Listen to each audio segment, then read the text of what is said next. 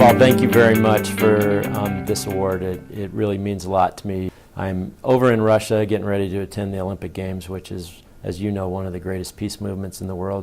I do wish that I could be with you there in person rather than on this video. This award means a lot to me personally for a lot of reasons. My grandmother was involved with ADL many years ago back in Philadelphia, and my mother was involved back in Wichita, Kansas, where I grew up.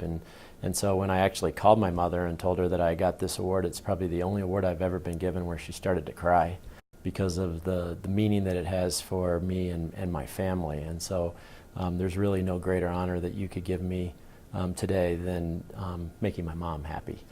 This is not something that I did by myself. This is something that MSU Denver as an organization and an institution, obviously Dr. Jordan, as well as the entire board was involved in this decision process. And when I reflected back on the process and really thought about why did we do what we did and what was the reason behind it, first and foremost, part of our mission as our organization is to be an open university for all. And so if you think about that as a mission, this is directly in line with that. But also one of our sub-goals is to be a Hispanic serving institution.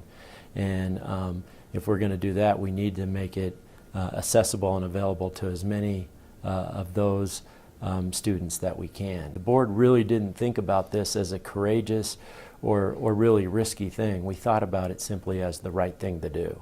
And if you think about civil rights and if you think about how people change the world basically by doing the right thing each and every day. And even though I said it was the right thing to do, clearly it was not an easy decision for everybody on the board, nor necessarily a quick process. And one of the things our board prides ourselves on is really taking time to have full dialogue, allow everybody to participate and be a part of that discussion. And the true people who had the true courage are the students who actually took the risk and signed up, like the student you heard from earlier today, and put potentially their families at peril for stepping out and saying that they're undocumented students in the process. They were allowed at the board meeting, and many of them spoke and contributed to the overall discussion. And so we took the information in, we looked at it, we made a decision, and we did the right thing.